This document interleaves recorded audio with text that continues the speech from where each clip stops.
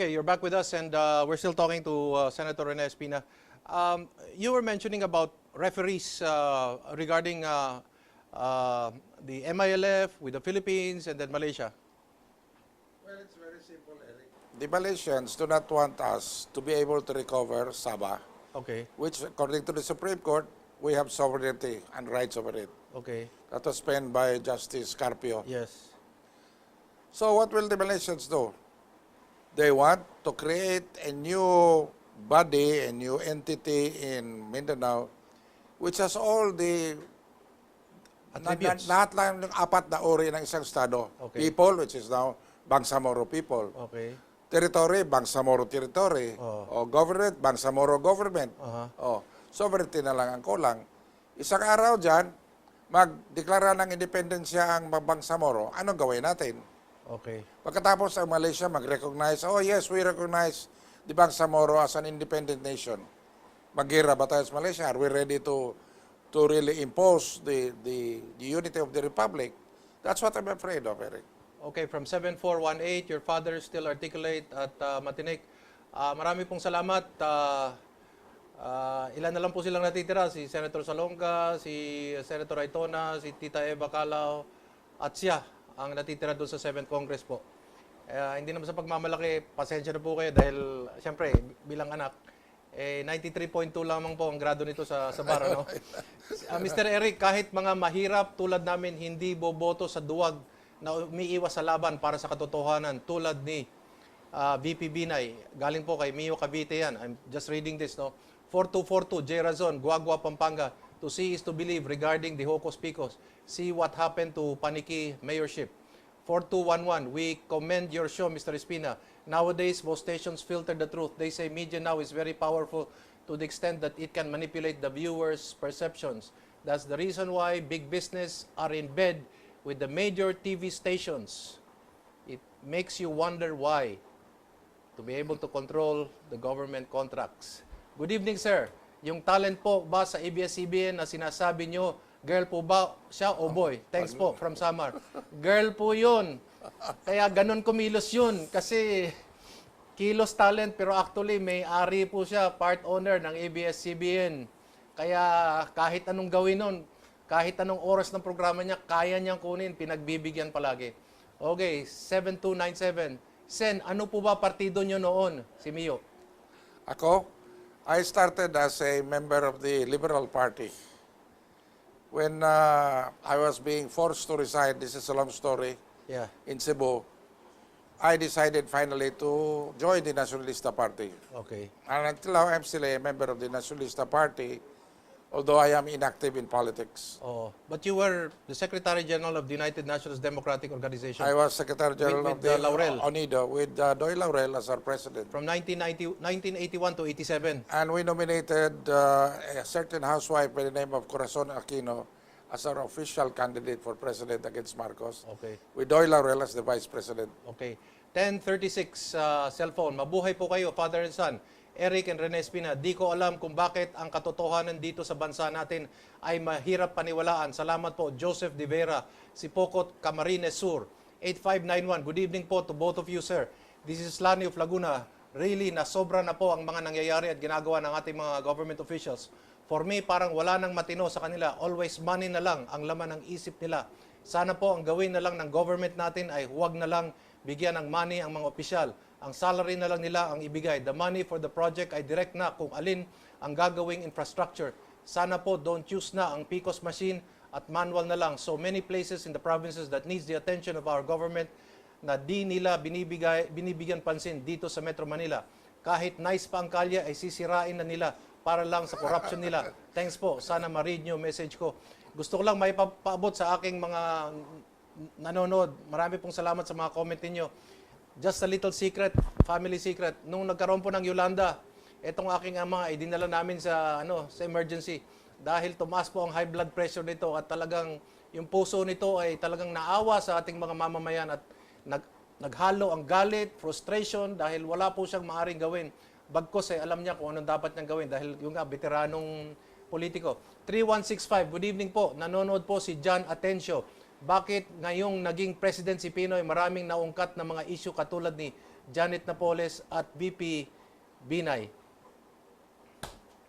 Well, abangan po natin ang mga susunod na kabanata no, sa mga ganong mga tanong dahil ang katotohanan po talaga mahirap itago sa dilim dahil ang araw ay sumisikat kahit hindi natin nakikita. Talagang may bagong liwayway ang ang pagsikat ng araw. Kaya nga perlas tayo ng silanganan dahil wala pong sikretong hindi mabibisto. Sabi nga ng aking ama, walang sikretong hindi mabubulgar. Kaya dapat maging malinis ang ating pamumuhay dahil hindi tayo katulad ng iba dyan. Senator Espina, please tell us, do you think the BBL, even the framework of agreement, is, as it is signed by Malacanang, constitutional? You know, I'm wondering why ako yung nagulat, no? Gulat, tama ba yun? Yeah, gulat, yes. Because nobody now has filed until now a case in the Supreme Court. They should have filed already a case in the Supreme Court because this is similar to the one signed during the time of Mrs. President Gloria Macapagal Arroyo, The MOA AD. the MOA AD, Yes. which was declared by the Supreme Court as unconstitutional. Many of the provisions of this agreement that Malacanang signed with Malaysia as one of the sponsors Yes. and the MILF are, to my mind, unconstitutional. What is the danger? Just in case the MILF is unhappy with the Bangsamoro law that will be drafted, what is your greatest fear? Well, my greatest fear is that they will resume fighting the government. And with all the money, lahat ng perang binibigay ngayon sa MILF, kasi ang army nila hindi under the Philippine Army. Ang police hindi under sa PNP. Under sa chief minister ng Bangsamoro. Yes. Lahat ng pera na papasok doon sa kanila, pwedeng ibili nila ng armas. At hindi lang ganoon, ang Malaysia pwedeng magbigay nila ng dagdag na armas. Okay. At mas marami pa sa ating mga sundalo mamamatay. Yun ang natakutan ko. At kawawa ang ating bayan na magkawatak-watak dahil lang gusto tayo magkaroon ng kapayapaan sa Mindanao. I am for peace. Why not? Give the Muslims every right like any Filipino, whether Christian or Lumad or whatever. Give him the same equal rights. But do not give them extraordinary rights to the point that they can declare themselves a new nation Okay. at the expense of the Philippine territory. 0153, good PM, Mr. Espina. Bakit hanggang ngayon wala pang nag-file ng case sa Supreme Court tungkol sa unconstitutionality ng BBL? Ed Ambrosio, very good question. Ed, please spread the word around. Dahil maliit lang po ito ang aking programa. Kayo'y mga mulat na mga mamamayan ng bayang ito. Itong aping bayan natin. Kaya dapat spread the word around dahil kailangan tayong may pinanggagalingan at may tinatayuan. 5934, maayong gabi, Eric Espina. O sa imong papa, madigir salum sa lahat ng nanonood ng GNN. Tanong ko lang po, bakit di na lang gamitin ng BNP natin upang matugunan ang kakulangan ng kuryente sa Pilipinas? Denmark po ito ng Cotabato. More power to your program. Mayroon akong proposal dyan sa nuclear plant kasi ang objection nila yung radioactivity kasi ang fuel is the radiation. Yes. Kung tanggalin mo yung steam boiler part at ang ilagay mo gas, gas ang panggatong para magkaroon ng steam, wala nang radiation. Matagal ko nang sinulat yun, pero aywan ko bakit ang gobyerno hindi naman ginagawa yun. Okay, 0949 from Surigao del Sur.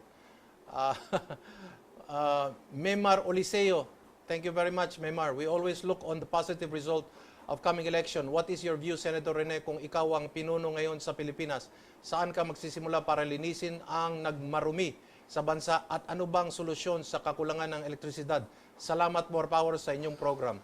Mahirap na yung magsalita kung ako pa dahil ako ay retired na. Ngunit, ang prinsipyo ng isang magandang manager ay in an election, for example, nanalo ka na. Huwag mong habulin ang mga kalaban mo. Yakapin mo at say, ang problema ng bayan ganito kalaki, hindi natin kaya na ako malang mag-isa. Tayong lahat ang magsama-sama at susolbahin natin ang problema ng bayan. mayroon problema tayo, marami tayong mga tao, walang trabaho, o peace and order, mayroong bangsamoro na gusto magsisid ng Pilipinas. Basta, ang dami ng ating problema ngayon. How about sa kuryente daw? Sa kuryente, alam mo, ang nangyari dito sa kuryente, mahirap na namatay na yung dahilan dito.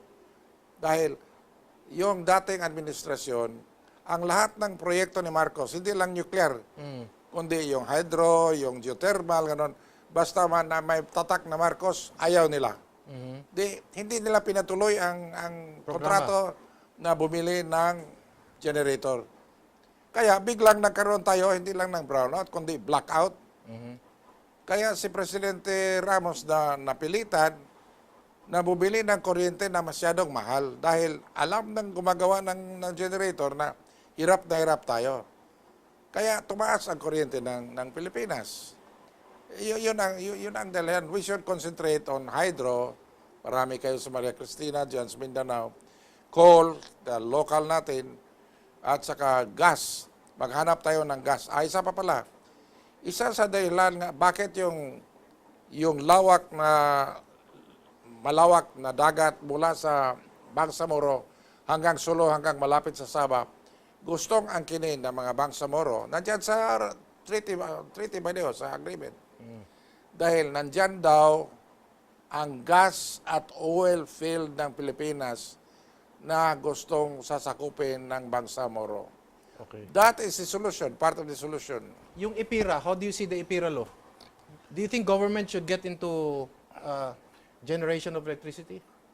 Ako ay ang aking idea dyan ay basta natural resources, kagaya ng hydro, yung Maria Cristina, hindi ibebenta yon.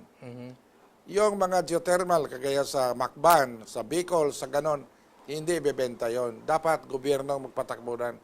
Sa panahon ni Presidente Marcos, yung Napacor ay ayos. Mayroon tayong Petron, Okay. sariling fuel. Lahat ngayon, binibenta lahat. Lahat yung kumikita ng pera sa mga corporation ng gobyerno, binibenta. Yung mga lugi, hindi binibenta. Iwan ko. 5856, tawag is the Republic construed to be one family, considering family is the basic social unit in the Constitution? If yes, then the President is the father of the family. Thus, as a father, the President is presumed to discharge as good father of the family. If yes, does it follow that no member of the family shall go hungry or uneducated or out of school if sick is attended with medication? 6262, buti at nagsalita kayo, maraming nagsasabi ng katotohanan, may ebidensya na nakapagsinungaling pa at pilit minamali ang tama. 2889, Sir, alam namin malaki shareholdings ni... O, yun na yun. Nabanggit niya yung pangalan ng babae. Wag na. Sa ABS-CBN, fan po ako ni Senator Espina. Bihira na ang kagaya niyang statesman, Rafi Santos. Marami pong salamat. 4769, BBL is not for peace, but for the U.S. to get our national resources.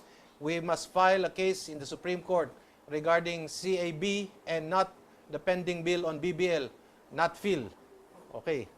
Yan yung mga komento sa ating mga pinag-uusapan. Okay, so is there a possibility that if the MILF is unhappy with the final law that will be the output of the Congress, that the MILF may declare independence? Alam mo, Eric, mismo sino itong Rasak, yung Prime Minister ng Malaysia na nandun sa Malacanang. Yes. Ang unang, nakikinig ako sa signing nila. Okay. Ang unang statement ni Rasak ay napansin ko ay, this agreement is a recognition of the Philippine government